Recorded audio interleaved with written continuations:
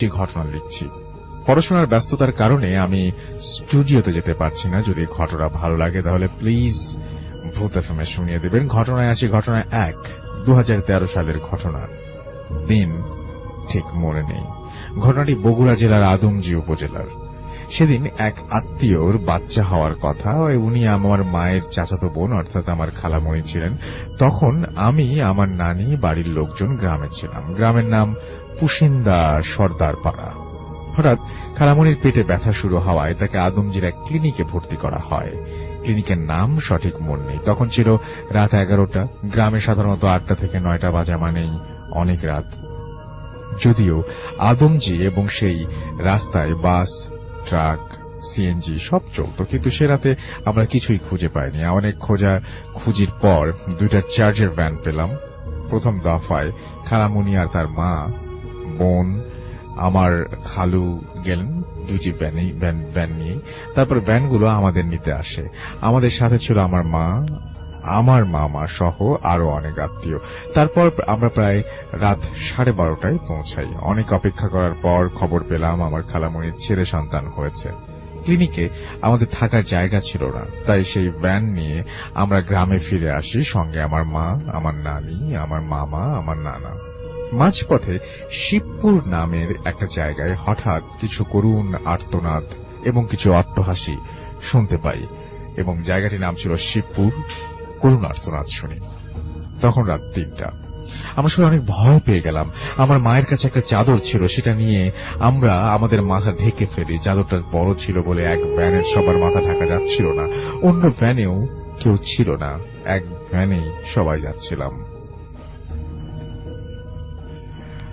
কিছুক্ষণ পর আমার নানি সে এলাকায় একটা সত্য ঘটনা বলেন এইখানে এক ক্ষেতে এক মানুষকে গলা কেটে হত্যা করা হয়।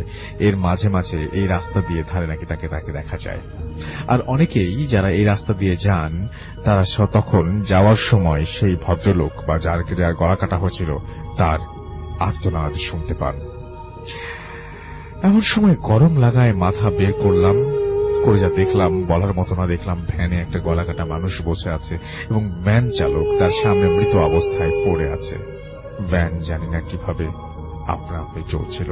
আমি সাথে কান্না শুরু করে দেই সাথে সাথে, এবং সবাই চাদর সরিয়ে বলে কি হয়েছে। আমি কথা না বলে কান্নার ছলে হাত দিয়ে সেই ভ্যানটির দিকে ইশারা করলাম। সবাই দেখে সেই ভ্যানের চালক সেখানে আশেপাশে নেই। এর পর দিন সকালে আমি আমার খালামণিকেও দেখতে যাইনি, কারণ আমরা যা দেখেছি তা আর কোনোদিন দেখতে চাই না। তবু দিনের বেলা ছিল বলে সাহস করে দেখতে যাই। রাস্তায় দেখা যায় সেই ভ্যান সেখানেই আছে। তখন আমার নানা, আমার মামা বলে যে একটু দাঁড়াও, আমি দেখি সেই চালক আশেপাশে আছে কিনা। কিছু দূর গিয়ে দেখতে পান ভ্যান চালক গলা কাটা অবস্থায় পড়ে আছে এক ক্ষেতে। চালকটির বাড়ি আমাদের কাছে গ্রামেই ছিল বলে বাড়ির মানুষকে জানানো হয়। তারপর চালকের বাড়ির লোকজন এসে তাকে নিয়ে যান। কেউ যদি রাতে আদমদিঘি যান প্লিজ মাঝ রাতে যাবেন না, আর যেতে হলে সঙ্গে অন্তত 2-3 জনকে নিয়ে যাবেন। এবং ঘটনা 2, এটা ছিল মালয়েশিয়াবাসী আমার নানার কাছ থেকে শোনা। দিন তারিখ মনে নেই। কুয়ালালামপুরের কোন এক জায়গায় নানা চাকরি করতেন। সেটা ছিল বেসরকারি এক কোম্পানি। তো সেখানে অনেক দেশের মানুষ কাজ করত। এখন আসল ঘটনায় আসি। নানা তার কিছু বন্ধু মিলে অফিসের পাশে একটা ফ্ল্যাট ভাড়া নেন, এবং একদিন আফ্রিকান নিগ্রোদের মতো 3-4 জন মানুষ নানার ফ্ল্যাটের নিচতলা ভাড়া নেন। আমার নানার এক বন্ধু ছিল ধার্মিক, তার নাম ছিল আবু আলী।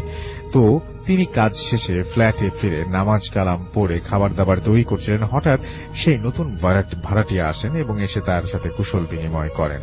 হঠাৎ এরপর একদিন নানার সেই বন্ধু নিখোঁজ হয়ে যান। নিখোঁজ হওয়ার 3 দিন পর নানা সেই নতুন ভাড়াটিয়া কাছে যান এবং সেখানে গিয়ে তাদের সাথে অনেক গল্প গুজব করেন, এবং এক সময় এমনি ভাবে তিনি রান্নাঘরে যান। রান্নাঘরে তখন কেউ ছিল না।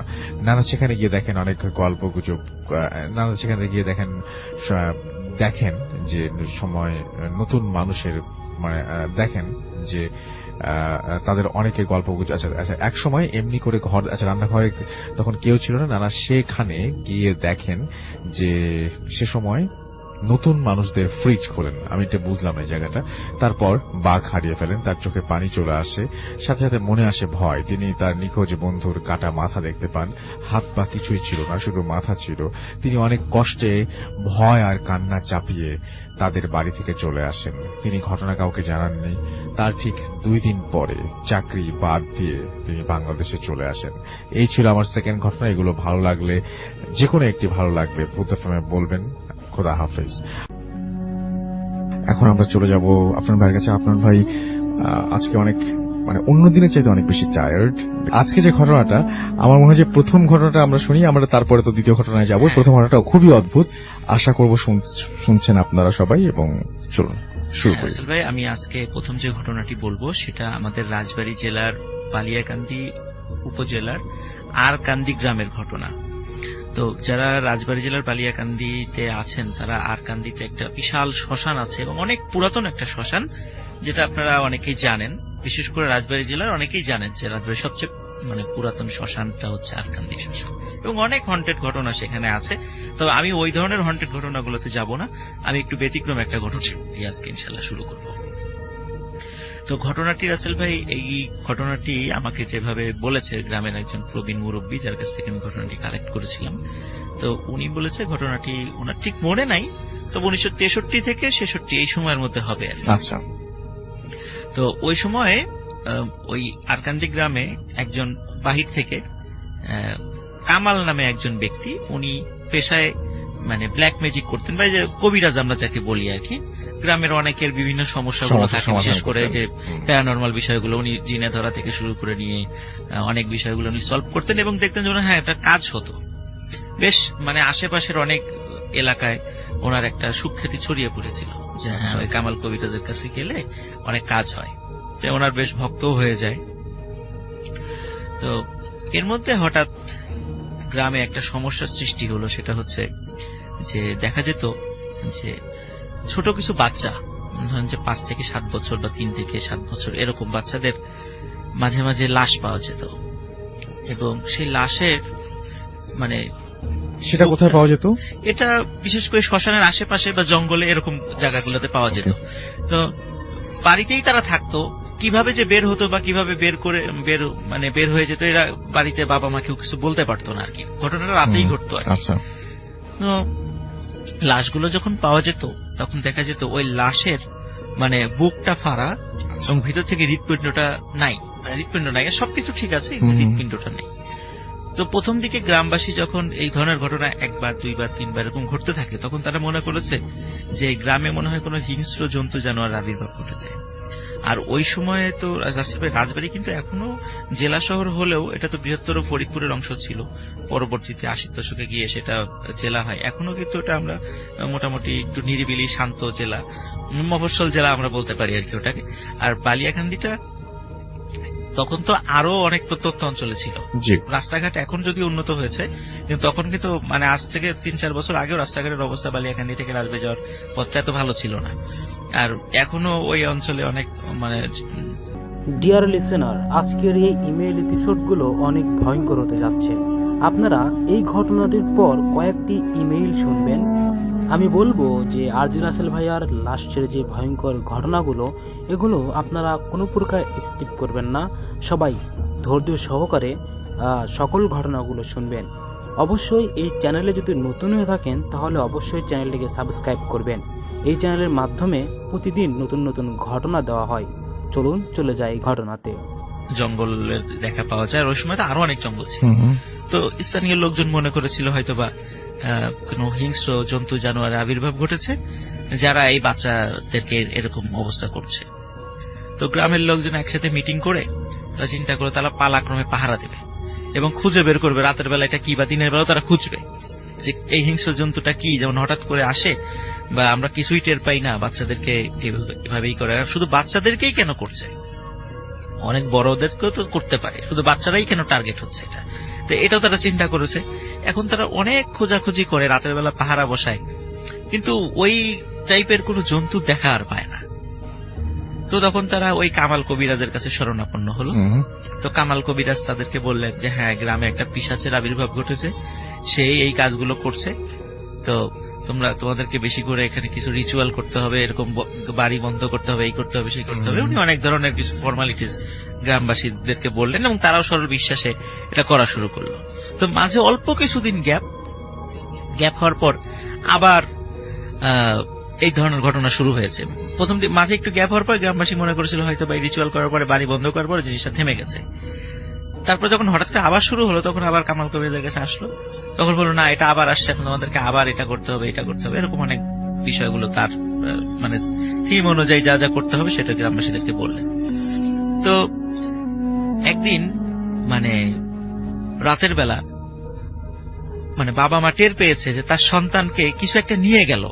এবং অদ্ভুত ব্যাপার রাসেল ভাই, এই যে যতগুলো বাবা মার সন্তান নিয়ে গেছে, বাড়ির কেউ ঘুণাক্ষরও টের পায় নাই যে কিসে নিয়ে গেল। কোনো চিহ্ন নাই বাড়িতে, কোনো জীবজন্তুর পায়ের ছাপ নাই, কিছুই নেই। অদ্ভুত ব্যাপার। তো এই জন্য সবার মনে একটা বিশ্বাসটা দৃঢ় ছিল যে এটা হয়তো বা কোনো প্যারানর্মাল বা অশরীরী কোনো কিছুই এই ঘটনাটা ঘটাচ্ছে।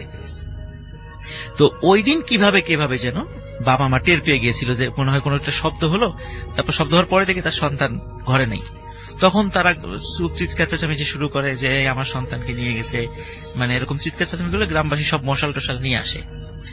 তো সব খুঁজতে খুঁজতে যখন ওই আরকান্দি শ্মশানের কাছে চলে আসছে, তখন আসলে ভাই গ্রামবাসীর কাছে ঘটনাটা পরিষ্কার হয়েছে আসলে ঘটনাটা কি। তখন দেখে ওই যে কামাল কবিরাজ, সে ওই ছোট্ট শিশু বাচ্চাটার মানে বুক ফেরে ভিতর থেকে মানে হৃৎপিণ্ডটা খাচ্ছে। একদম গ্রামবাসীর কাছে হাতে নাতে সে ধরা পড়ে যায়। ধরা পড়ার পরে মানে গ্রামবাসী তো তাকে বেধড়ক পিটুনি দেয় এবং বুঝতে পারে যে এতগুলো মার্ডারের সাথে সেই জড়িত। সকালবেলা পুলিশে খবর দেওয়া হয়, রাজবাড়ী থানা থেকে পুলিশ আসে। পুলিশ আসার পরে তাকে গ্রেফতার করা হয়। তখন কিন্তু রাসেল ভাই আমাদের রাজবাড়ীতে এখন যেমন যে জজ কোর্টটা আছে, আগে কিন্তু এখানে জজ কোর্ট ছিল না। রাজবাড়ির সব বিচার কার্য ফরিদপুরে হতো, ওই সময় সবকিছু ফরিদপুরে ছিল। তো তখন ফরিদপুরে তাকে নিয়ে যাওয়া হয়, ফরিদপুরে কোর্টে, এবং সে মানে স্বীকারোক্তিমূলক জবানবন্দি দেয় যে হ্যাঁ সেই অপরাধ করেছে, এই অপরাধগুলো করেছে। যখন স্বীকারোক্তিমূলক জবানবন্দি দেওয়ার পর তার অল্প কিছুদিন শুধু মানে শুনানি হয়েছে, কারণ সবাই তো আসলে তার কোন আত্মীয় স্বজন ওখানে ছিল না তাকে ডিফেন্ড করার মতো বা তাকে রক্ষা করার মতো। সে যেহেতু স্বীকারোক্তিমূলক জবানবন্দি দিয়েছে, তার বাঁচারও আসলে কোনো উপায় ছিল না। আর গ্রামবাসী হাতে নাতে ধরেছে, তারা সবাই সাক্ষ্য দিয়েছে যে তারা এই হালতে পেয়েছে, এবং সেও নিজেও বলেছে সব মার্ডার তার হাতেই হয়েছে। তো যাই হোক, অল্প কিছুদিন শুনানি হওয়ার পরেই জজ সাহেব তার রায় দিয়ে দেন, রায় তার মৃত্যুদণ্ড দেওয়া হয়। আর যেহেতু একটা রায় হওয়ার পর কিছুদিনের সময় থাকে আপিল করার জন্য, হয়তো হাইকোর্টে আপিল করার সুযোগ থাকে, যেহেতু তার কেউ ছিল না এই জন্য তারও ওই সুযোগটা হয় নাই যে হাইকোর্টে গিয়ে আপিল করবে বা এই টাইপের কিছু। সেও বুঝতে পেরেছিল যে করে কোনো লাভ হবে না, এই জন্য সেও আর কোনো আপিলের কোনো কিছুতে যায় নাই। তো তাকে ফরিদপুর কারাগারেই রাখা হয়। তো এখানে একটা বিষয় বলে নিয়ে ভালো ভাই, ফরিদপুর কারাগারটা কিন্তু সেই ব্রিটিশ আমলে প্রতিষ্ঠিত, মানে অনেক আগে। এখন যারা ফরিদপুর জেলটা দেখবেন যে চারদিকে দেয়ালগুলো অনেক মনে হয় যে একদম মানে ব্রিটিশ পিরিয়ডে ফিরে যাওয়ার মতো অবস্থা। ওখানে গেলে এরকম মনে হবে ফরিদপুরে যে পুরাতন যে দেয়ালটা মানে কারাগারটা আছে, ওই সময় পুরাতন কারাগারে তাকে রাখা হয়েছিল। তো যেহেতু তাকে মৃত্যুদণ্ডের হওয়ার পরে তাকে কন্ডেম সেলে নিয়ে যাওয়া হয়। সেখানে অল্প কিছু আসামি ছিল যারা যাবজ্জীবন কারাদণ্ড এবং মৃত্যুদণ্ড প্রাপ্ত কিছু আসামি ছিল। তো ওখানে নিয়ে যাওয়ার পর রাসেল ভাই ওই জেলখানা থেকে যে খাবারটা তাকে দেয়া হতো, ওটা আসলে উনি মানে খেতেন কি খেতেন না কেউ কিছু বলতে পারে না। কারণ ওনাকে যখন খাবার দেয়া হতো উনি কোনো মানুষ ওনাকে কোনো কিছু খাওয়া দেখেনি, এবং যখন পরবর্তী খাবারের সময় হতো তখন দেখা যেত আগের যে খাবারটা সেটা ওরকমই আছে। এরকম কিন্তু অনেক দিন চলে যায়। আসলে উনি কি খান না খান এটাও জেল কর্তৃপক্ষ কিছু বুঝতে পারছিল না। দিনে দিনে উনি আবার অসুস্থ হয়ে পড়ছিলেন, কামাল কবিরাজ। তো ওনাকে যে সেলে রাখা হয়, ওই সেলের যেই অল্প কিছু আসামিরা ছিল তার পাশের যে সেলগুলোতে, তারা রাতের বেলায় কিছু অদ্ভুত ঘটনা মানে অবলোকন করত এবং ফিল করত। তার ভিতরে কিছু বিষয় আমি বলি রাসেল ভাই। সেখানে ওই সময় আসলে এই ঘটনাটা আমরা জানতে পেরেছিলাম ওই সময়ে রাজবাড়ী জেলার একজন জেল পুলিশ মানে সদ্য জয়েন করেছে আর কি। তো উনি যদি এখন মারা গেছেন, তো উনি যখন পরবর্তীতে ওই কামাল কবিরাজের ঘটনা যখন উনি সবাইকে বলেন, ওই উনার বলার মাধ্যম দিয়ে ওই জেলের ভিতরকার ঘটনাগুলো মানে বাইরের লোকজন জানতে পারে। তার আগে কিন্তু আমরা এগুলা কিছুই জানতাম না, সেই বিষয়গুলো এখন বলবো। তো ওখানে লোক মানে ওখানে যে কন্ডেম সেলে যারা ছিল বা ওই আশেপাশে কয়েকটা সেলে যারা ছিল, তখন তারা রাতের বেলা দেখতো যে একদম একটা কালো ছায়া মূর্তি, এবং সেই কালো মূর্তিটা যে ছায়া, যেমন আমরা যেরকম আমাদের ছায়া দেখি, বিষয়টা এরকম ছায়া না। এই ছায়াটা হলো ওই যে ঘন ধোয়া যদি একত্রিত হয়ে মানে ঘনীভূত হয়ে মানে মেঘের মতো, কালো মেঘের মতো একটা মানে মানুষের শেপ ধারণ করে, ঠিক ওই রকম একটা শেপ ওই জেলখানার ভিতর দিয়ে করিডোর দিয়ে হেঁটে বেড়াতো। এই দৃশ্য দেখে তো সবাই দেখতো, ওটা দেখার পরে চিৎকার চেঁচামেচি করতো। যখন জেল পুলিশরা আসতো, আসার পরে কি হয়েছে বলে যে এরকম দেখেছি। এখন তারপরে ওনারা কিছু দেখতো না, তো ধমক দিয়ে চুপ করাই দিত যে তোমাদের ইচ্ছা করে এরকম রাতের বেলা আমাদের দুষ্টামি করতেছো, আমাদেরকে বিরক্ত করার জন্য। তো একবার কি হয়েছিল ভাই, ওই ওখানে সবাই আগুন আগুন বলে চিৎকার করে ওঠে ইসের মধ্যে, মানে জেলখানার মধ্যে। তো জেল পুলিশ আসে, বলে কি হয়েছে, বলে যে ওইখানে যেই কামাল নামে একজন আছে তার ইসের সেলের মধ্যে আগুন জ্বলছে। ওরা কাছে গিয়ে দেখে কামাল মানে খুব দিব্যি ঘুমাচ্ছে, কোনো আগুনের লেশ মাত্র নাই। এটা দেখে ওই আসামিদের প্রতি আরো বিরক্ত হয় জেল পুলিশরা। এরপর আর একদিন এই মানে বলতে থাকে পানি পানি বলে চিৎকার করতে থাকে ওই আসামিরা ওইটুকুর ইসের মধ্যে। তারপর যখন পুলিশরা আসে, বলে কিসের পানি, বা মনে হচ্ছিল যে আমরা তো পানিতে ডুবে যাচ্ছি, নিচ থেকে কোথা থেকে যেন পানি ঢুকতেছে পুরা ওই সেলের মধ্যে। তখন আসলে কোনো পানির কোনো কিছুই ছিল না। তো এরপরে জেলার এসে বলে যে তোমরা যদি এরপরে এই ধরনের কোনো বিরক্ত করো, মানে বিশ্বাসই করেন তারা, মনে করছে তোমাদেরকে কিন্তু খুব কঠিন শাস্তি দেওয়া হবে। এই ধরনের আর কোনো বিষয় বলা যাবে না, এই ধরনের উদ্ভট কোনো বিষয় বলা যাবে না। তো যাই হোক, ওনাদের কথা কেউ বিশ্বাস করে না। এদিকে কিন্তু দিনে দিনে কামালের ফাঁসির সময়টা ঘনিয়ে আসছে। তো কামালের ফাঁসির যখন 3 থেকে 4 দিন বাকি, তখন তো তার ফাঁসির যে মঞ্চটা ওটা রেডি করা হবে। তো ওখানে ফাঁসির মঞ্চ রেডি করার জন্য আমরা জানি যে আগে থেকে দড়িগুলো আনা হয়।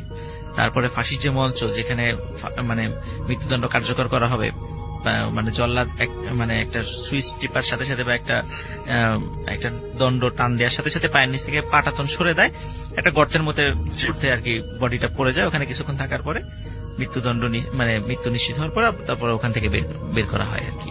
তো একজন মৃত্যুদণ্ড মানে একজন যাবজ্জীবনপ্রাপ্ত আসামিকে বলা হলো যে তুমি এই দড়িটা রেডি করো, যখন সব ঠিকঠাক আছে না। কারণ এই কাজগুলো কিন্তু আসলে যে আসামিদেরকে দিয়েই সাধারণত করানো হয়, বিশেষ করে জল্লাদ সংক্রান্ত কাজগুলো। তো ওই আসামি দড়িগুলো ঠিকঠাক করতে গিয়ে মানে খুবই আচমকা মানে পা পিছলে ওই যে মানে ফাঁসি যেখানে আসামিকে প্রথমে দাঁড় করানো হয়, আসামি মানে যখনই ঝুলিয়ে দেওয়া হয় যে গর্তটার মধ্যে পড়ে যায়, সে হঠাৎ করে মানে পা পিছলে ওই গর্তের মধ্যে পড়ে যায় এবং মারাত্মক ইনজুর্ড হয়। হওয়ার পরে তাকে মানে হাত পা ভেঙে যায় এবং খুব স্পাইনাল কর্ডও ভেঙে যায় আর কি, খুবই মারাত্মক ভাবে আহত হয় সে। তখন সে যখন চলে গেল ওখান থেকে, তখন আর একজনকে বলা হলো তাহলে এবার তুমি রেডি করো, তুমি এটা রেডি করো। তো পা পিছলে পড়ে গেছে। তো আসলে সে প্রথমে ফাঁসি রেডি করেছে, পরপর হঠাৎ করে মানে কিভাবে যেন ও নিজেও বলতে পারে না যে ওই দড়ির একটা অংশ ওর নিজের গলার সাথে প্যাঁচ লেগে গেছে। প্যাঁচ লাগার পরে তো কিছুতেই সেটা ছুটাতে পারছে না এবং ওটা আস্তে আস্তে শুধু শক্ত হয়ে আসছে গলার সাথে।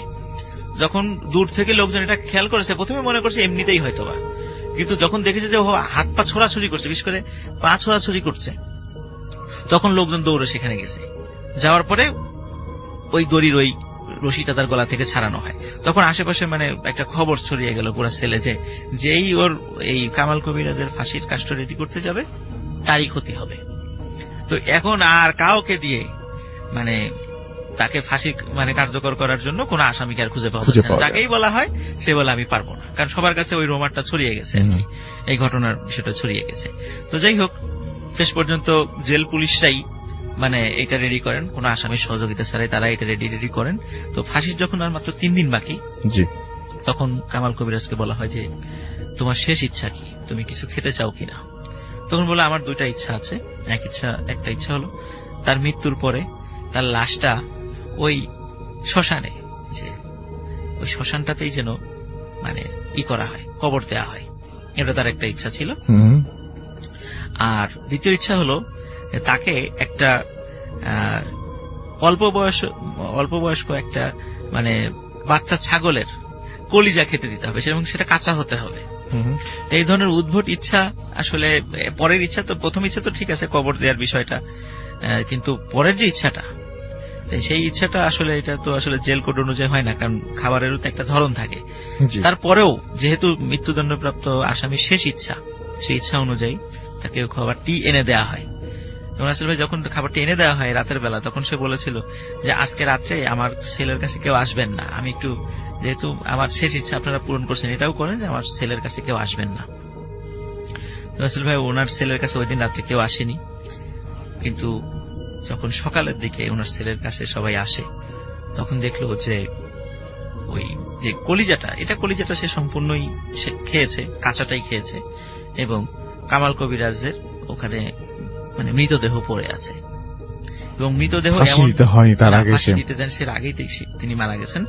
তো কিন্তু তার চেহারায় এবং তার শরীরে মনে হচ্ছে যে না, এর মৃত্যুটা স্বাভাবিক না, মনে হচ্ছে কেউ তার গলা চিপে হত্যা করেছে। কিন্তু তার ছেলে কিন্তু কেউ ঢোকেও নাই, বেরও হয়নি। তো আর উনি যেহেতু একটু রহস্যজনক আচরণ করতো, আগে ভাগে কারোর সাথে ওইভাবে কথাও বলতেন না, কারোর সাথে মানে চলাফেরাও করতেন না, কারোর সামনে খাওয়া দাওয়া করতেন না, এবং তার মৃত্যুটা নিয়ে আসলে ওই রকম মাথা ব্যথার কারণ কারো ছিল না।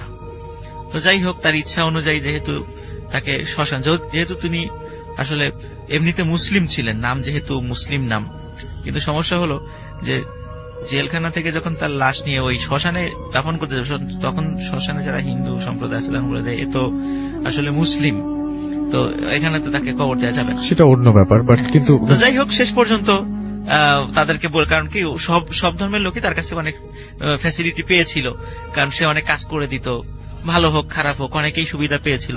ওই মানবিক বিবেচনায় শেষ পর্যন্ত তার অন্যায়গুলোকে যেহেতু মারাই গেছে, শেষ পর্যন্ত তাকে মাটি দেওয়ার অনুমতি দেওয়া হয়, সবাই মিলেই সেটা অনুমতি করে তাকে। তার মৃত্যু অস্বাভাবিক ছিল, অস্বাভাবিক ছিল, কিন্তু জেলখানা থেকে কোনো মতেই, যখন পোস্টমর্টম করা হয়েছিল তখন বলে তাকে শ্বাসরোধে হত্যা করা হয়েছে, মানে শ্বাসরোধ করে সেলের মধ্যে তো কারো ঢোকার কথা না, কিছু নাই, মানে এটাই সব অবাক বিষয়। তখন জেল পুলিশের জিজ্ঞাসাবাদ করা হয় যে তোমরা কিছু দেখেছো কিনা, না সবাই তো মানে কেউ কিছুই করে নাই, এবং তার পাশে যে ছেলে যারা ছিল কেউ সাক্ষ্য দেয় নাই, বলছে যে না তার ছেলে আমরা কাউকে ঢুকতেও দেখিনি, বেরোতেও দেখিনি। তো তাহলে কে গেল সেখানে, কে তাকে হত্যা করলো, এটাও একটা বিষয় ছিল। আচ্ছা, তাকে যখন রাসেল ভাই মানে কবর দিয়ে দেওয়া হলো, ওখানে কবর দেওয়ার কয়েকদিন পরে তার কবর থেকে মানে দেহটা কে যেন টেনে বের করে ফেলেছে। সবাই দেখেছে যে মনে হয় কুকুর বা বিড়াল বা কিছু একটা তার কবর থেকে দেহটা বের করে ফেলেছে। দেহটা বের করে ফেলার পরে কিন্তু তার দেহ সবই ঠিক ছিল, অন্য কোথাও কোনো আঘাত ছিল না রাসেল ভাই, কিন্তু তার শরীরে মাথা ছিল না, মনে হচ্ছে কে যেন, এবং মাথাটা মনে হচ্ছে কে যেন খুব সুন্দর করে কেটে নিয়ে গেছে, এরকম মনে হয়েছে সবাই যারা ওই সময় যারা দেখেছে। তো আমরা জানি যে এই যারা তান্ত্রিক, যারা ব্ল্যাক ম্যাজিক করেন, অনেক সময় দেখা যায় তাদের মৃত্যুর পরে মানে তাদের মাথাটা অনেকে কিন্তু নিয়ে যান ভাই, এটা কিন্তু বেশ বহুল প্রচলিত একটা কথা আর কি। তো হয়তো ওরকম করে কেউ হয়তোবা সেটা নিয়ে গেছে, কিন্তু মানে অদ্ভুত ব্যাপার রাসেল ভাই, এই কামাল কবিরাজকে মানে এখন তো হয়তো অনেকে চেনে না, কিন্তু অনেক মুরব্বী যারা, এখন তো অনেকে জীবিত নাই ওই সময়ের, কিন্তু যারা দেখেছিল তার চেহারা মনে আছে, এখনো নাকি ওই শ্মশানের আশেপাশে ওই কামাল কবিরাজকে দেখা যায়। আচ্ছা, এটা মোটামুটি ওই এলাকায় একটা মানে খুব প্রচলিত একটা ঘটনা, অনেকেই জানেন এই বিষয়গুলো। তো এটাই ছিল রাসেল ভাই। যদিও রাসেল ভাই শ্মশানের ঘটনা আমি হয়তো পরে আসলে ওই শ্মশানের অনেক ঘটনা আমি বলবো, বাট এই ঘটনাটা আমার কাছে খুবই একটা অদ্ভুত লেগেছিল, এই জন্য আজকে একটা বিশেষ এপিসোডে আমি এই ঘটনাটা আপনি বললেন। Thank you so much. এটি আমাদের ইমেইল করেছেন আমাদের একজন লিসনার, এবং সেটা আমি পড়তে চাই এখন। যা লিখছেন, আসসালামু আলাইকুম রাসেল ভাই, কেমন আছেন? আশা করি মহান সৃষ্টিকর্তার অসীম রহমতে ভালো আছেন এবং ভালো থাকবেন। আমি শাওন, বর্তমানে আছি ব্রাহ্মণবাড়িয়াতে, কাজের জন্য স্টুডিওতে এসে ঘটনা শেয়ার করা সম্ভব না। আপনি যদি আমার ঘটনাটি পড়ে শোনান তাহলে অনেক খুশি হব। আচ্ছা, কথা না বাড়িয়ে আমি আমার ঘটনাতে চলে যাচ্ছি। আমার ঘটনাটি আমার আব্বুর মৃত্যুকে কেন্দ্র করে। আমার আব্বু প্রায় 35 বছর বয়স, 35 বছর সৌদি আরবে কাজ করেছেন। 2011 সালের ডিসেম্বরে তিনি একেবারে চাকরি ছেড়ে দেশে চলে আসেন। আব্বু আসার পরপরই আব্বুর হার্টে ব্লক ধরা পড়ে। ডাক্তার ওনাকে ওপেন হার্ট সার্জারি করতে বলেন, এবং 2013 সালের জানুয়ারির 22 তারিখ ঢাকার একটি স্বনামধন্য হসপিটালে আব্বুর অপারেশন হয়। কারণবশত আমি হসপিটালের নাম বলছি না। অপারেশনের 12 দিন পর ডাক্তার আব্বুকে রিলিজ করে দেন। তারপর আমরা তখন নারায়ণগঞ্জে থাকতাম। আমি আব্বুকে অ্যাম্বুলেন্সে করে বাসায় নিয়ে আসি। সেদিন সন্ধ্যাবেলাতেই আব্বুর শরীর খারাপ হতে থাকে। আব্বুর শারীরিক অবস্থার উন্নতি হতে না দেখে আব্বুকে রাত 12টায় এবার অ্যাম্বুলেন্স যে হসপিটালে অপারেশন করা হয়েছিল সেখানে আবার নিয়ে আসি আমরা, এবং তার শারীরিক অবস্থা কোনোভাবেই ভালো হচ্ছিল না। এবং সেদিন সন্ধ্যাবেলাতে আব্বুর শরীর খারাপ হতে থাকে। আব্বুর শারীরিক অবস্থার উন্নতি না দেখে আমরা যখন নিয়ে আসলাম, রাত 12টায় যে হসপিটালে অপারেশন হয়েছিল সেখানে আবারও নিয়ে আসলাম।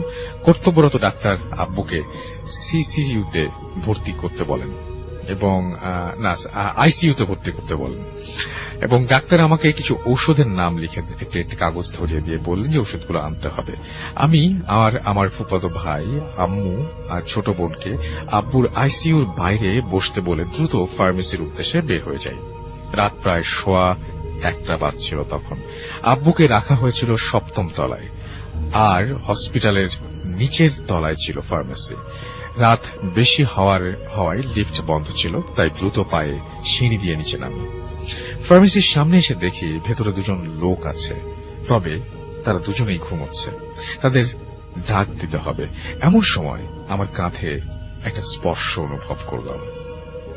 পেছনে ফিরতেই দেখলাম আমার আব্বু উজ্জ্বল সাদা রঙের পাঞ্জাবি পরে দাঁড়িয়ে আছেন। বিল্ডিং এর ওপরে দিকে আঙুল দেখিয়ে আব্বু ইশারা করে বললেন, তোমার মা বোনকে গিয়ে সামলাও। আমি ঘটনার আকস্মিকতায় হকচকিয়ে গিয়েছিলাম। আব্বুকে কিছু বলতে যাব ঠিক তখনই আমার পকেটের মোবাইলটা বেজে উঠল। আমার ফুফাতো ভাই ফোন করেছে। ফোন হাতে নিয়ে দেখি আমার সামনে কেউ নেই। আমি আর কিছু ভাবতে পারি না। ফোন রিসিভ করতেই আমার ফুফাতো ভাই আমায় বলল, ভাই ওষুধ লাগবে না, উপরে আসো। আমি দ্রুত সিঁড়ি বেয়ে উঠতে থাকি ওপরে উঠতে উঠতে সিঁড়ি থেকে আমার বোনের মায়ের কান্নার শব্দ শুনতে পাচ্ছিলাম। আমার ফুফাতো ভাই আমাকে দেখে কাছে জড়িয়ে বলল, ভাই মামা তো আর নেই। আমার সারা শরীর যেন বরফের মতো জমে গিয়েছিল। এই জন্যই কি হাসপাতালের নিচে আব্বুকে একটু আগে দেখতে পেয়েছিলাম। আব্বুর উপদেশটা মনে পড়ে গেল। মা বোনের কাছে গিয়ে বসলাম। আমার গ্রামের বাড়ি ব্রাহ্মণবাড়িয়ার নবীনগর থানার একটি গ্রামে। আব্বুকে আমাদের পারিবারিক কবরস্থানে দাফন করা হবে বলে আমরা সেদিন রাতেই একটা অ্যাম্বুলেন্সে আব্বুর মৃতদেহ নিয়ে আমাদের গ্রামের বাড়ির দিকে রওনা হই। অ্যাম্বুলেন্সে আমি, মা, বোন, 2 ফুফাতো ভাই আর আমার মামা যাচ্ছিলেন। অ্যাম্বুলেন্সে ওঠার পর থেকেই আমি জিকির করতে থাকি আমার আব্বুর জন্য। অ্যাম্বুলেন্সের সাইনবোর্ড এলাকার কাছাকাছি আসতেই আমার মোবাইলে আমার ছোট কাকার ফোন আসে। আমি ফোন রিসিভ করতেই অ্যাম্বুলেন্স থেমে গেল। কি হয়েছে জানতে চাইলে ড্রাইভার বলল তার নাকি গাড়ির পেছনের দিকের 2টো চাকাই নষ্ট হয়ে গেছে। অগত্যা অন্য একটি অ্যাম্বুলেন্সে ফোন করে আনা হলো। আমার আব্বুর মৃতদেহ সেই অ্যাম্বুলেন্সে নিয়ে আবার রওনা হলাম। ভোর প্রায় 5টার দিকে অ্যাম্বুলেন্স 2500 এলাকায় আসলে আমার মোবাইল ফোন আসে আমার ফুপুর। সেই ফোন রিসিভ করার সাথে সাথে গাড়ি থেমে যায়। এবারেও অ্যাম্বুলেন্স ড্রাইভার বলে তার গাড়ির একটি চাকা পাংচার হয়ে গেছে, সেটি বদলাতে হবে। যাই হোক, এরপর আর কোনো সমস্যা হয় না। সকাল 8:30টায় আমাদের গ্রামের বাড়িতে আমরা পৌঁছে যাই। পৌঁছানোর পর সেখানে মুরব্বীরা সিদ্ধান্ত নেন যে সকাল 10টায় আব্বুর নামাজে জানাজা অনুষ্ঠিত হবে। সেই অনুযায়ী আমাদের গ্রামের মাদ্রাসা মসজিদের আব্বুর শোক সংবাদ সহ মাইকিং করে দেয়া হয়। আমাদের মাদ্রাসা মাঠটি বেশ বড়। সেখানে একসাথে কম করে 5-6 হাজার মানুষ ঈদের জামাতে অংশগ্রহণ করতে পারেন। তবে আমাদের গ্রামের লোক সংখ্যা এত বেশি না হওয়ার কারণে সেখানে ঈদের সময় সর্বোচ্চ মাঠের অর্ধেক পর্যন্তই সকল মানুষের স্থান সংকুলান হয়ে যায়। অথচ আব্বুর জানাজার সময় দেখা গেল পুরো মাঠ ভর্তি মানুষে ভরপুর। বেশিরভাগ মানুষই সাদা পাঞ্জাবি পরিহিত। আব্বুর জানাজা শেষে অনেকে বলছিল যে এত মানুষ হতে তারা আর কখনো আগে দেখেনি। তা আবার শোক সংবাদ প্রচারের মাত্র ঘণ্টা 1.5 মাঝে। যাই হোক, যত সময় আব্বুর জানাজা শেষ করে আব্বুকে কবর দেয়া হয় আমাদের পারিবারিক কবরস্থানে। আমি পরে আমাদের এলাকার একজন হুজুরের কাছে পুরো ঘটনাটা বলি। আমাকে বলে রাখা ভালো যে আব্বু না পারতে কোনোদিন নামাজ কাজা করেন নাই। তাছাড়া নিয়মিত কোরআন শরীফও পাঠ করতেন। তো হুজুর আমায় বলেছিলেন যে আমার আব্বু হয়তো পুণ্যাত্মা ছিলেন, সেজন্য তিনি তার মৃত্যুর সাথে সাথে পাঞ্জাবি পরিহিত অবস্থায় আমায় দেখা দিয়েছিলেন। রাস্তায় ফোন আসার পর আমি জিকির বন্ধ করেছিলাম বলেই হয়তো অ্যাম্বুলেন্সের সমস্যা দিচ্ছিল। আর আব্বুর জানাজার ঘটনার কথায় তিনি বললেন যে পুণ্যাত্মার জানাজায় মানুষ বাদেও ভালো জিনেরাও অংশগ্রহণ করে। আমি জানি না আব্বুর মৃত্যু পরবর্তী যা ঘটেছে সেগুলো কতটা যুক্তিযুক্ত। যাই হোক, সবাই আমার আব্বুর জন্য দোয়া করবেন। আর আমার কাছে আরো কিছু ঘটনা আছে, সেগুলো সময় পেলে পাঠিয়ে দেব। ধন্যবাদ আমার আব্বুর ঘটনাটি সবার সাথে শেয়ার করার জন্য। এখন আমরা চলে যাব আপনার ভাইয়ের কাছে। আপনার ভাই আজকে অনেক অন্য দিনের চাইতে অনেক বেশি টায়ার্ড। আজকে যে ঘটনাটা, আমার মনে হয় যে প্রথম ঘটনাটা আমরা শুনি, আমরা তারপরে তো দ্বিতীয় ঘটনায় যাব। প্রথম ঘটনাটা খুবই অদ্ভুত, আশা করব শুনছেন আপনারা সবাই। এবং চলুন শুরু করি। ভাই, আমি আজকে প্রথম যে ঘটনাটি বলবো সেটা আমাদের রাজবাড়ী জেলার বালিয়াকান্দি উপজেলার আরকান্দি গ্রামের ঘটনা। তো যারা রাজবাড়ী জেলার বালিয়াকান্দিতে আছেন তারা আরকান্দিতে একটা বিশাল শ্মশান আছে এবং অনেক পুরাতন একটা শ্মশান, যেটা আপনারা অনেকেই জানেন। বিশেষ করে রাজবাড়ী জেলার অনেকেই জানেন যে রাজবাড়ির সবচেয়ে পুরাতন শ্মশানটা হচ্ছে আরকান্দি শ্মশান, এবং অনেক হন্টেড ঘটনা সেখানে আছে। তো আমি ওই ধরনের হন্টেড ঘটনাগুলোতে যাব না, আমি একটু ব্যতিক্রম একটা ঘটনা দিয়ে আজকে ইনশাল্লাহ শুরু করব। তো ঘটনাটি রাসেল ভাই, এই ঘটনাটি আমাকে যেভাবে বলেছে গ্রামের একজন প্রবীণ মুরব্বী, যার কাছ থেকে আমি ঘটনাটি কালেক্ট করেছিলাম, তো উনি বলেছে ঘটনাটি ওনার ঠিক মনে নাই, তবে 1963 থেকে 66 এই সময়ের মধ্যে হবে। আচ্ছা। তো ওই সময়ে ওই আরকান্দি গ্রামে একজন বাহির থেকে কামাল নামে একজন ব্যক্তি, উনি পেশায় ব্ল্যাক ম্যাজিক করতেন, বা যে কবিরাজ আমরা যাকে বলি আর কি। গ্রামের অনেকের বিভিন্ন সমস্যাগুলো থাকে, বিশেষ করে যে প্যারানরমাল বিষয়গুলো উনি জিনে ধরা থেকে শুরু করে নিয়ে অনেক বিষয়গুলো উনি সলভ করতেন, এবং দেখতেন যে হ্যাঁ একটা কাজ হতো বেশ, আশেপাশের অনেক এলাকায় ওনার একটা সুখ্যাতি ছড়িয়ে পড়েছিল যে হ্যাঁ ওই কামাল কবিরাজের কাছে গেলে অনেক কাজ হয়। তো ওনার বেশ ভক্তও হয়ে যায়।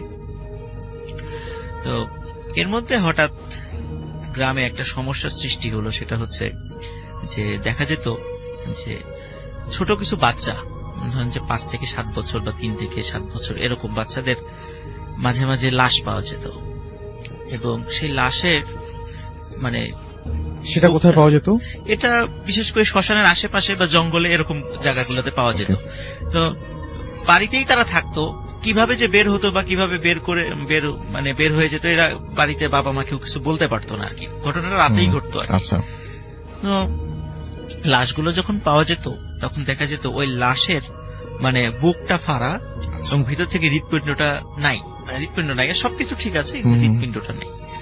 তো প্রথম দিকে গ্রামবাসী যখন এই ধরনের ঘটনা 1 বার 2 বার 3 বার এরকম ঘটতে থাকে, তখন তারা মনে করেছে যে গ্রামে মনে হয় কোনো হিংস্র জন্তু জানোয়ার আবির্ভাব ঘটেছে।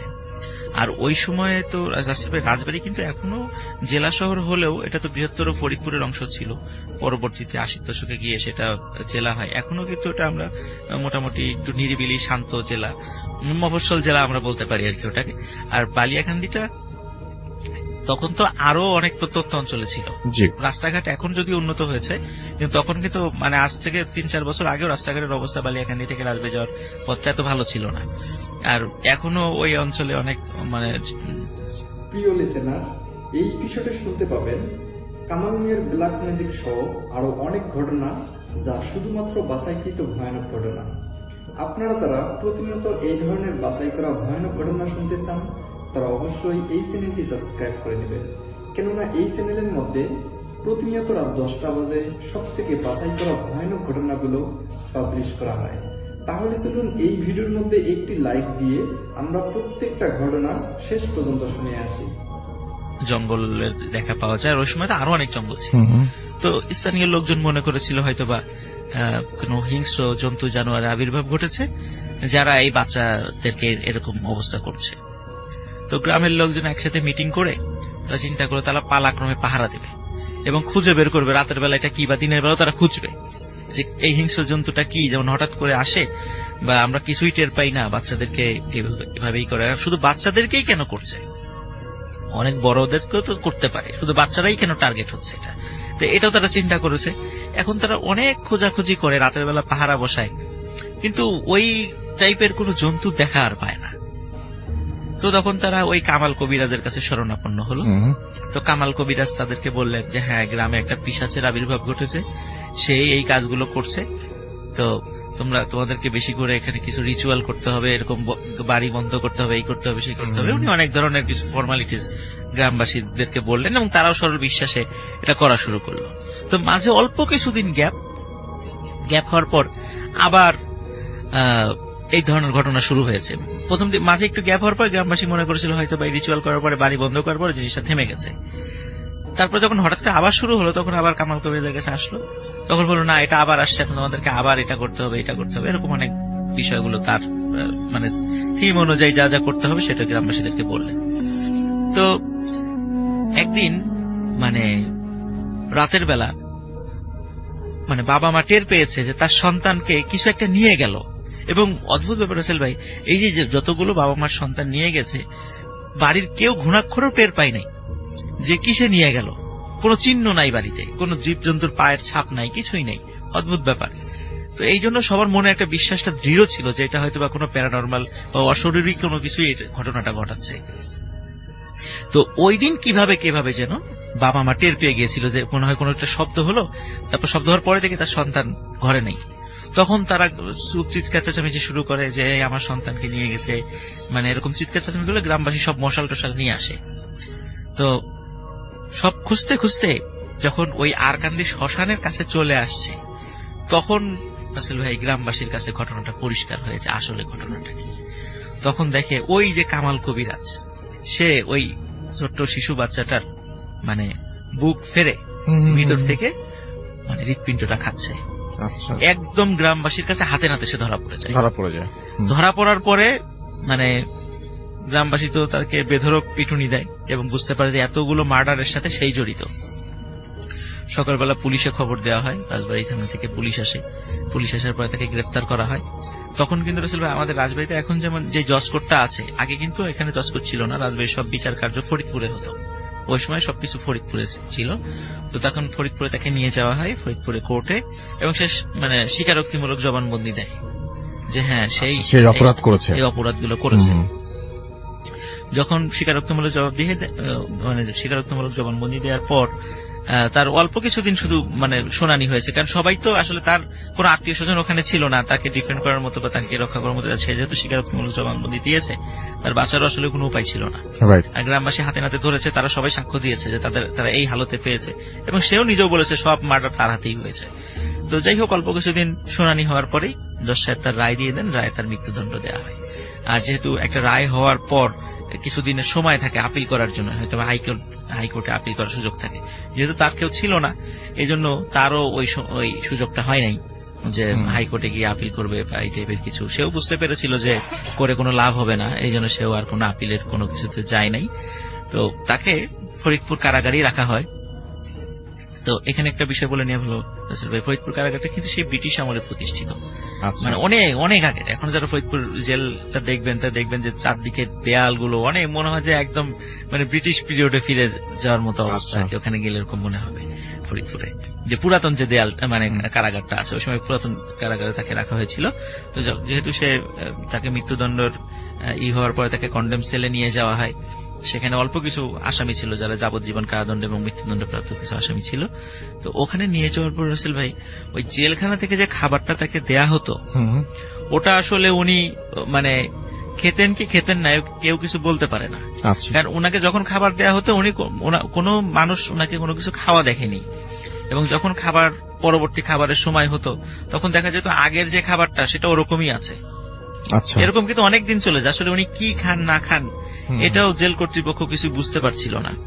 দিনে দিনে উনি আবার অসুস্থ হয়ে পড়ছিলেন কামাল কবিরাজ। তো ওনাকে যে সেলে রাখা হয়, ওই সেলের যেই অল্প কিছু আসামিরা ছিল তার পাশের যে সেলগুলোতে, তারা রাতের বেলায় কিছু অদ্ভুত ঘটনা মানে অবলোকন করত এবং ফিল করত। তার ভিতরে কিছু বিষয় আমি বলি রাসেল ভাই। সেখানে ওই সময় আসলে এই ঘটনাটা আমরা জানতে পেরেছিলাম ওই সময়ে রাজবাড়ী জেলার একজন জেল পুলিশ মানে সদ্য জয়েন করেছে আর কি।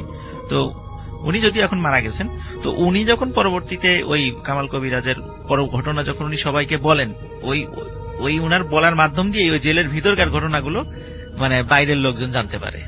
তার আগে কিন্তু আমরা এগুলা কিছুই জানতাম না, সেই বিষয়গুলো এখন বলবো।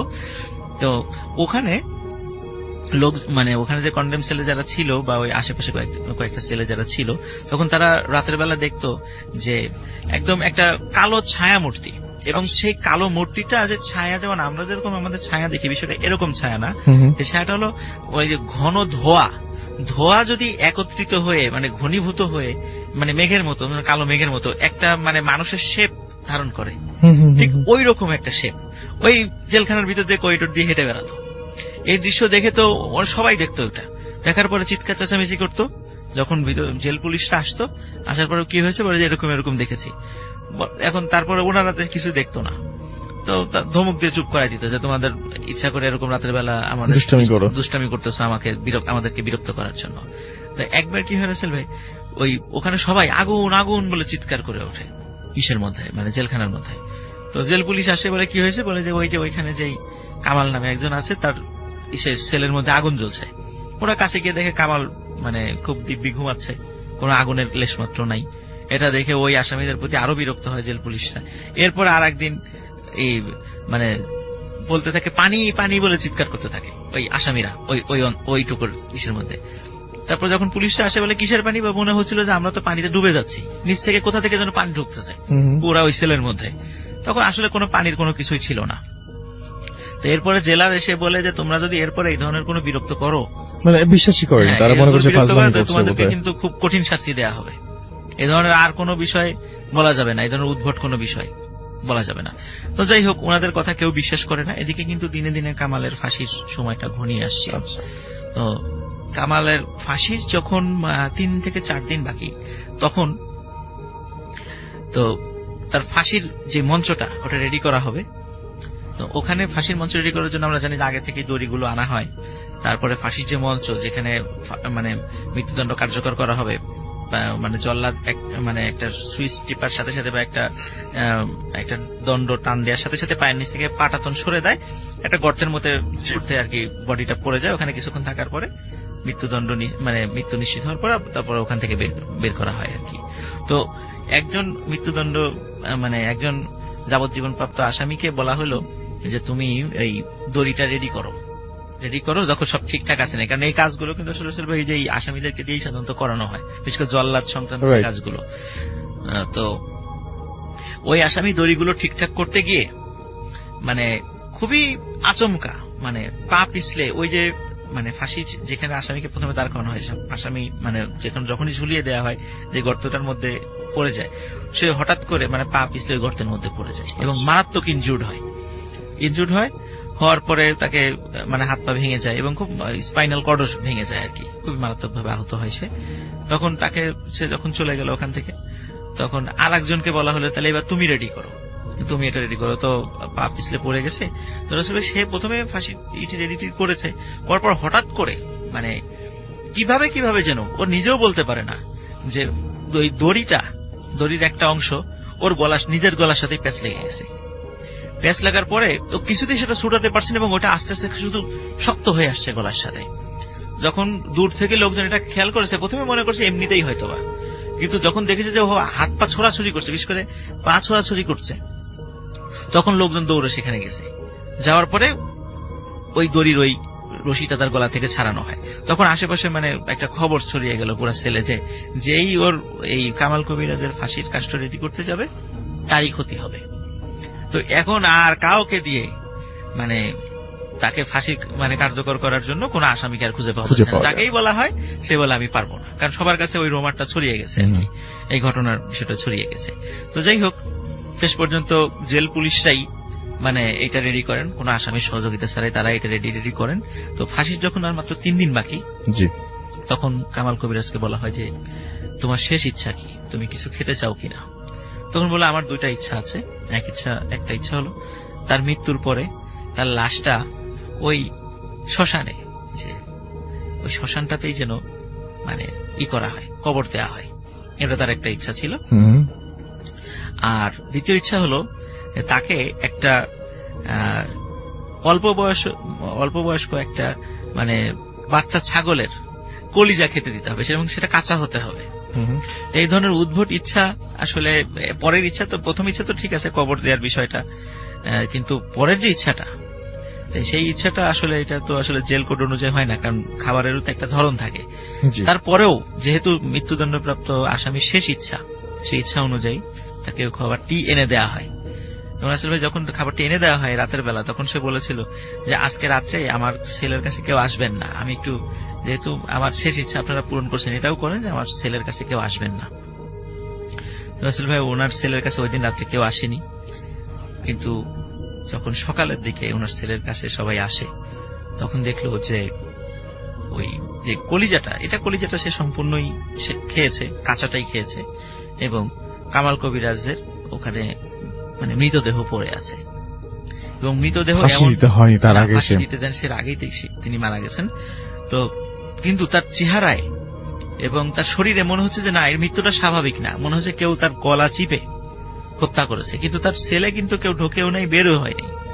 তো আর উনি যেহেতু একটু রহস্যজনক আচরণ করতো আগে ভাগে, কারোর সাথে ওইভাবে কথাও বলতেন না, কারোর সাথে মানে চলাফেরাও করতেন না, কারোর সামনে খাওয়া দাওয়া করতেন না, এবং তার মৃত্যুটা নিয়ে আসলে ওই রকম মাথা ব্যথার কারণ কারো ছিল না। তো যাই হোক, তার ইচ্ছা অনুযায়ী যেহেতু তাকে শ্মশান, যেহেতু তিনি আসলে এমনিতে মুসলিম ছিলেন, নাম যেহেতু মুসলিম নাম, কিন্তু সমস্যা হলো যে জেলখানা থেকে যখন তার লাশ নিয়ে ওই শ্মশানে দাফন করতে যাবে, তখন শ্মশানে যারা হিন্দু সম্প্রদায় আছে তখন বলে দেয় এ তো আসলে মুসলিম, তো এখানে তো তাকে কবর দেওয়া যাবে না, সেটা অন্য ব্যাপার। বাট কিন্তু যাই হোক, শেষ পর্যন্ত তাদেরকে বল, কারণ কি সব ধর্মের লোকই তার কাছে অনেক ফ্যাসিলিটি পেয়েছিল, কারণ সে অনেক কাজ করে দিত, ভালো হোক খারাপ হোক অনেকেই সুবিধা পেয়েছিল। ওই মানবিক বিবেচনায় শেষ পর্যন্ত তার অন্যায়গুলোকে যেহেতু মারাই গেছে, শেষ পর্যন্ত তাকে মাটি দেওয়ার অনুমতি দেওয়া হয়, সবাই মিলেই সেটা অনুমতি করে তাকে। তার মৃত্যু অস্বাভাবিক ছিল, অস্বাভাবিক ছিল, কিন্তু জেলখানা থেকে কোনো মতেই, কারণ তার যখন পোস্টমর্টম করা হয়েছিল তখন বলে তাকে শ্বাসরোধে হত্যা করা হয়েছে, মানে শ্বাসরোধ করে, সেলের মধ্যে তো কারো ঢোকার কথা না, কিছু নাই, মানে এটাই সব অবাক বিষয়। তখন জেল পুলিশের জিজ্ঞাসাবাদ করা হয় যে তোমরা কিছু দেখেছো কিনা, না সবাই তো মানে কেউ কিছুই করে নাই, এবং তার পাশে যে ছেলে যারা ছিল কেউ সাক্ষ্য দেয় নাই, বলছে যে না তার ছেলে আমরা কাউকে ঢুকতেও দেখিনি, বেরোতেও দেখিনি। তো তাহলে কে গেল সেখানে, কে তাকে হত্যা করলো, এটাও একটা বিষয় ছিল। আচ্ছা, তাকে যখন রাসেল ভাই মানে কবর দিয়ে দেয়া হলো, ওখানে কবর দেওয়ার কয়েকদিন পরে তার কবর থেকে মানে দেহটা কে যেন টেনে বের করে ফেলেছে। সবাই দেখেছে যে মনে হয় কুকুর বা বিড়াল বা কিছু একটা তার কবর থেকে দেহটা বের করে ফেলেছে। দেহটা বের করে ফেলার পরে কিন্তু তার দেহ সবই ঠিক ছিল, অন্য কোথাও কোনো আঘাত ছিল না রাসেল ভাই, কিন্তু তার শরীরে মাথা ছিল না, মনে হচ্ছে কে যেন, এবং মাথাটা মনে হচ্ছে কে যেন খুব সুন্দর করে কেটে নিয়ে গেছে, এরকম মনে হয়েছে সবাই যারা ওই সময় যারা দেখেছে। তো আমরা জানি যে এই যারা তান্ত্রিক, যারা ব্ল্যাক ম্যাজিক করেন, অনেক সময় দেখা যায় তাদের মৃত্যুর পরে মানে তাদের মাথাটা অনেকে কিন্তু নিয়ে যান ভাই, এটা কিন্তু বেশ বহুল প্রচলিত একটা কথা আর কি। তো হয়তো ওরকম করে কেউ হয়তোবা সেটা নিয়ে গেছে, কিন্তু মানে অদ্ভুত ব্যাপার রাসেল ভাই, এই কামাল কবিরাজকে মানে এখন তো হয়তো অনেকে চেনে না, কিন্তু অনেক মুরব্বী যারা, এখন তো অনেকে জীবিত নাই ওই সময়ের, কিন্তু যারা দেখেছিল তার চেহারা মনে আছে, এখনো নাকি ওই শ্মশানের আশেপাশে ওই কামাল কবিরাজকে দেখা যায়। আচ্ছা, এটা মোটামুটি ওই এলাকায় একটা মানে খুব প্রচলিত একটা ঘটনা, অনেকেই জানেন এই বিষয়গুলো। তো এটাই ছিল রাসেল ভাই। যদিও রাসেল ভাই শ্মশানের ঘটনা আমি হয়তো পরে আসলে ওই শ্মশানের অনেক ঘটনা আমি বলবো, বাট এই ঘটনাটা আমার কাছে খুবই একটা অদ্ভুত লেগেছিল, এই জন্য আজকে একটা বিশেষ এপিসোডে আমি থ্যাংক ইউ সো মাচ আপনার ঘটনার জন্য, আপনাকে অনেক ধন্যবাদ। তো থ্যাংক ইউ ভেরি মাচ। আমরা একটা ছোট্ট অডিও ক্লিপে চলে যাচ্ছি। আজকের এই ইমেইল এপিসোডটি এতদূর পর্যন্ত। যারা আমাদের এই সম্পূর্ণ ঘটনা শুনেছেন তাদেরকে অসংখ্য অসংখ্য ধন্যবাদ, এবং যারা আমাদেরকে ঘটনা পাঠিয়েছেন তারা যদি এখন পর্যন্ত ঘটনা শুনে থাকেন তাহলে অবশ্যই জানাবেন, এবং আপনাদের পাঠানো ঘটনা কিন্তু এখন একটু পরে পড়া হবে। লিসেনার্স, আমরা চাই আপনারা আমাদেরকে নতুন নতুন ঘটনাগুলো দিন, আমরা সেই ঘটনাগুলো পড়ে আমরা আপনাদেরকে শোনাবো। লিসেনার্স, আমরা চাই প্রতিদিন সবার সাথে ঘটে যাওয়া ঘটনাগুলো আমাদের সাথে শেয়ার করুক। এমন কেউ নাই যে তাদের ঘটনা পড়া বাদ হয়েছে, যারা যারা ঘটনা দিয়েছে সবার ঘটনায় পড়া হয়েছে, কারণ আমাদের প্রথমেই লেখা আছে যে আপনারা ঘটনা পাঠালে প্রত্যেকটা বাছাই করা ঘটনার পরে আপনাদের ঘটনাটি পড়া হবে। এবং অনেকেই আজ রাসেল ভাইয়ার কাছে ঘটনা পাঠান, অনেকেই ঘটনা পাঠায়া আসলে ঘটনা প্রচারযোগ্য হয় না, কিন্তু আমার এখানে সবারটাই হয়। চলুন আজকে যে ভাই ঘটনাটি দিয়েছে সেই ঘটনাটি আপনাদেরকে পড়ে শোনাব। আসসালামু আলাইকুম। আজকে আমি যে ঘটনাটি বলবো এই ঘটনাটি অনেক ভয়ঙ্কর হতে যাচ্ছে।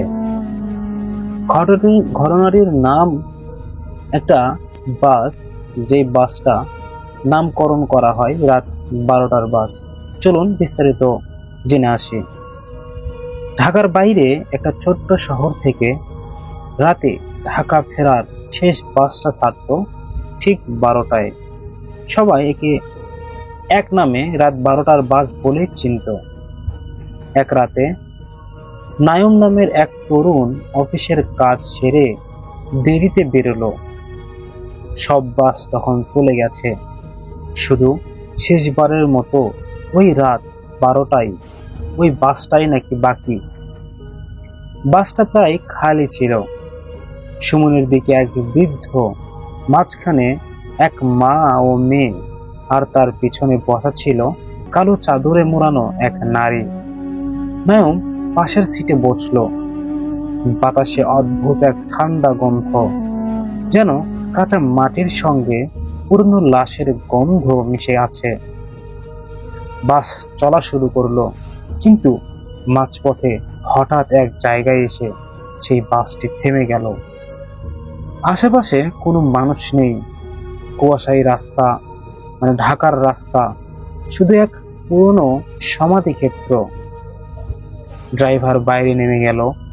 মিনিট কেটে গেল, সে আর ফিরে আসলো না। নায়ম জানালার বাইরে তাকিয়ে দেখলো ড্রাইভার দাঁড়িয়ে আছে কবরের এক পাশে, আর ওই কালো চাদরওয়ালা নারী ধীরে ধীরে তার দিকে এগিয়ে যাচ্ছে। এরপর যা ঘটলো তা নায়েম কোনোদিন কাউকে বলতে পারেনি। এবং পরের দিন সকালে রাস্তার ধারে রাত 12টার বাসটা পাওয়া গেল, কিন্তু ভিতরে কেউ ছিল না। শুধু পিছনের ছিটে একজোড়া রক্ত মাখা হাতের ছাপ শুকিয়ে লেগেছিল কাছে। সরি। এরপর সেই কালো চাদরের মেয়ে, যেটার ওই কালো চাদরের গোপন রহস্যটা আমরা ক্লিয়ার করব। রাত 12টার বাস আর কখনো তারপর থেকে তাদের গন্তব্যে পৌঁছায়নি। পুলিশ ঘটনাস্থলে পৌঁছে দেখে ড্রাইভার, হেল্পার, যাত্রী সবাই ওখান থেকে উধাও। শুধু বাসের ভেতরে ঝুলে আছে এক টুকরো কালো চাদর, আর জানালার কাছে শুকিয়ে থাকা দুইটি রক্ত মাখা হাতের ছাপ। পুলিশের এক সদস্য, তার নাম রহমান, কৌতূহল বশে চাদরটা হাতে নিল। মুহূর্তেই ঠান্ডা এক হাওয়া বইল, আর দূরে শোনা গেল এক মৃদু এক হাসি। তুমি আমার চাদর ছুঁয়েছ। রহমান এবার ভয়ে চাদরটা ছুঁড়ে ফেলে দিল, কিন্তু ততক্ষণে তার দুই চোখ রক্তে লাল হয়ে গেছে। সেই দিন রাতে সে বাড়ি ফেরার পর পরিবারকে এই ঘটনাটি বলছিল। ওই চাদরের মালিক মানুষ নয়। তারপর পরের দিন সকালে তাকে পাওয়া গেল নিজের ঘরে ঝুলন্ত অবস্থায়, আর তার পায়ের নিচে পড়েছিল একটা কালো চাদর। তারপর থেকেই সে চাদরটাকে সেই হারিয়ে যায় এক অন্ধকারে। আর মাঝরাতে দূর থেকে শোনা যায় এক নারী কণ্ঠ, আমার চাদর ফিরিয়ে দে, না হলে আমি তোদের সবাইকে ছাড়ব না। এরপর পুলিশ রহস্যটা শেষ করার জন্য এলাকার একটা পুরনো মানুষদের খুঁজতে লাগলো। এক বৃদ্ধ বলল, ওই রাস্তার পাশে এক কবর আছে, সেখানে সমাধি দেওয়া হয়েছিল এক মহিলাকে, যার নাম জাহানারা বেগম। লোককথা আছে সে একসময় ছিল গ্রাম জুড়ে কুখ্যাত কালো জাদুকরী মেয়ে। ওর মৃত্যুর পরও কেউ তার দেহ ছুঁতে সাহস করেনি, কারণ যে ছুঁতো সেই পাগল হয়ে যেত। রহমান যেই কালো চাদর ছুঁয়েছিল সেটাই ছিল জাহানারা বেগমের কাফনের কাপড়। ওর আত্মা নাকি এখনো ঘুরে বেড়ায়। যে কেউ রাত 12টার পর ওই রাস্তা দিয়ে যায় সে চাদর আর ফেরত বা দিতে বাধ্য করা হয় তাকে। পরের সপ্তাহে এক নতুন ড্রাইভার সাহস করে ওই রাস্তায় আবার বাস চালায়। সব ঠিকঠাক চলছিল। হঠাৎ জানালার পাশে বসা এক মহিলা বলল, ভাই, এই চাদরটা পড়ে গিয়েছিল, এটা মনে হয় আপনার। ড্রাইভার ফিরে তাকালো, কিন্তু সামনে দেখে কেউ নেই। শুধু সিটে রাখা ছিল কালো চাদরটা, আর জানালার কাছে আবার সেই রক্তমাখা হাতের ছাপ। বাসটা আর কখনো কোনো দিন সেখানে দেখা যায়নি। লোকজন বলে, যখন রাত ঠিক 12টা বাজে দূরের হাওয়াতে দেখা যায় একটা বাস, তার হেডলাইট জ্বলে, আবার নেভে, আবার জ্বলে, আর বাসের ভিতরে থেকে চাদর মোড়ানো এক নারী চোখ ফাঁকা দৃষ্টিতে, ঠোঁটে রক্তের হাসি।